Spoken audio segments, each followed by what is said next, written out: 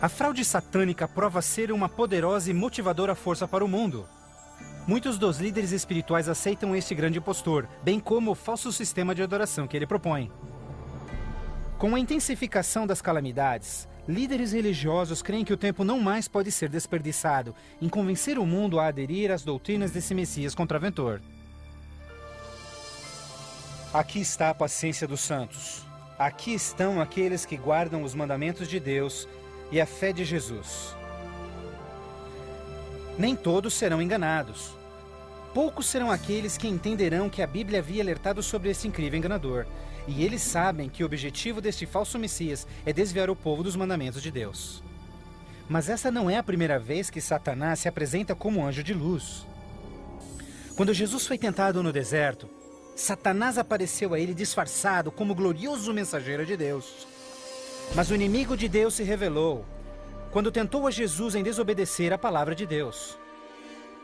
Portanto, mais uma vez, usando a mesma tática, o mal tenta enganar o mundo a desobedecer a lei de Deus.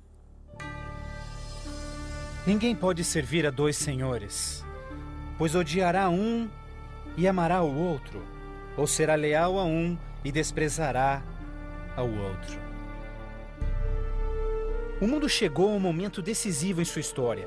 O falso Cristo e o conflito global estão dividindo o mundo em dois grupos distintos: aqueles que seguem a Bíblia e aqueles que seguem a besta. Ansiedade enche o coração do povo, e religião é o tópico supremo de todas as mentes. Entrevistas no rádio e TV, bem como nas cortes em debates, os verdadeiros seguidores de Deus serão levados diante os líderes mundiais. Ali apresentarão poderosas e eloquentes razões bíblicas para sua oposição, onde o falso sistema de adoração foi apresentado ao mundo.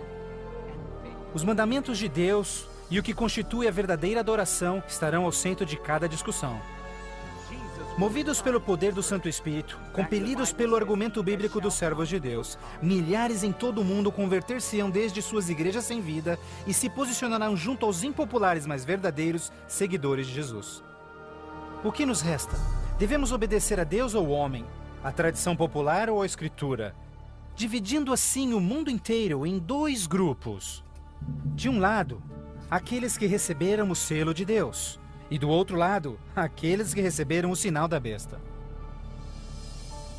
Aquele que é injusto, siga sendo injusto. Aquele que é sujo, que siga sendo sujo. Aquele que é justo, que siga sendo justo. E aquele que é santo, que siga sendo santo. Este texto de Apocalipse antecede o próximo evento em que todo homem, mulher e criança fará sua final decisão, a favor ou contra Cristo. Ao lado de Deus estão aqueles que em fé observaram sua palavra, mesmo diante oposição. No outro lado, aqueles que escolheram a religião de tradições humanas. Assim como as portas da Arca de Noé fecharam-se instantes antes do dilúvio, a porta da graça será finalmente fechada para o mundo, e a graça de Deus não estará mais disponível para os perdidos. A segunda vinda de Cristo é iminente, mas primeiro, o mundo terá de atravessar as mais devastadoras pragas que jamais sobrevieram sobre a humanidade. Ouvi então uma voz vinda do templo dizendo aos 7 anjos: Vai e derrama sobre os povos as 7 taças da ira de Deus. O primeiro foi e derramou a sua taça sobre os povos, e se viu uma ferida feia e dolorosa nos homens que tinham o sinal da besta e que adoravam a sua imagem. A esperança começa a ser massacrada quando as 7 pragas do Apocalipse 16 começam a cair no mundo numa sucessão rápida de eventos. Estes serão os mais horríveis flagelos jamais vistos pelo homem. A primeira praga será extremamente dolorosa e provocará desmaios e agonizante sofrimento aos perdidos. Mais 6 devastadoras pragas rapidamente virão. O mar e os rios se tornarão em sangue. O sol terá tal força que provocará queimaduras com sua intensidade. De tal forma, praga após praga virão. O terror reinará, tornando o mundo inteiro prisioneiros do pânico. Durante este período, Alguns dos salvos encontrarão abrigo em locais isolados e remotos, onde serão protegidos e mantidos por anjos do Senhor. Outros, lançados em prisões, embora aparentemente abandonados pelo homem, não foram esquecidos por Deus. Os fiéis de Deus estarão protegidos das pragas, da mesma forma como os filhos de Israel foram preservados durante as pragas que caíram no Egito. Neste momento, os salvos passam por um momento de angústia em suas almas. O principal pensamento em suas mentes: estamos em paz com Deus? Finalmente, encontram paz em suas consciências, confiando nas promessas de Deus.